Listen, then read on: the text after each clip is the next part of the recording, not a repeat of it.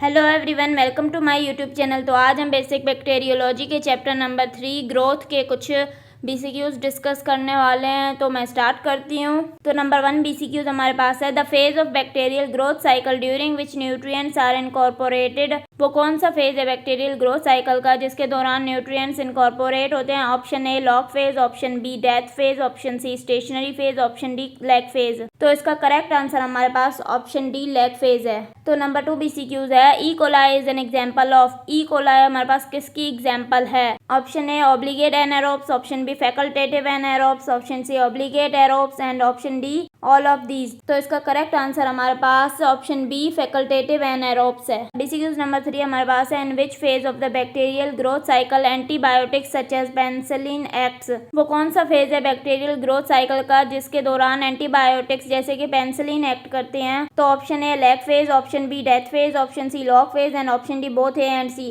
तो इसका correct answer हमारे पास है option C log phase. Because number 4 हमारे पास है, Neisseria gonorrhoeae and Neisseria meningitidis can be distinguish from each other on the basis of fermentation of. तो नेजेरिया गोनोराए और नेजेरिया मेनिंजाइटिस को हम किसकी फर्मेंटेशन के बेस पर डिस्टिंग्विश कर सकते हैं? Option A lactose, option B glucose, option C galactose, option D none of these. तो इसका करेक्ट आंसर हमारे पास है option B glucose. BCQs number 5 हमारे पास है, mycobacterium tuberculosis is an example of. Mycobacterium tuberculosis इनमें से किसकी एग्जाम्पल है? Option A obligate anaerobes, option B obligate aerobes, option C both A and B and option D none of these.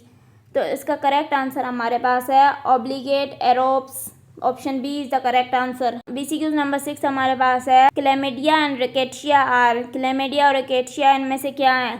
Option A extracellular parasites, option B obligate intracellular parasites, option C both of these, option D none of these.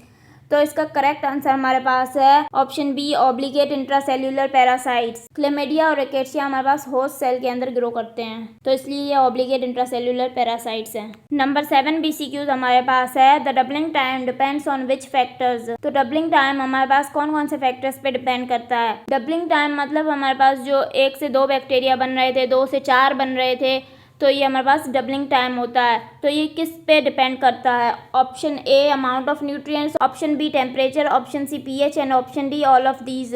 तो इसका correct answer हमारे पास है option D all of these. तो ये doubling time in सारे factors पर depend करता है। नंबर 8 बीसीक्यूज हमारे पास है, the time for E coli to double their generation is. E coli को अपनी जनरेशन को डबल करने के लिए कितना टाइम चाहिए होता है?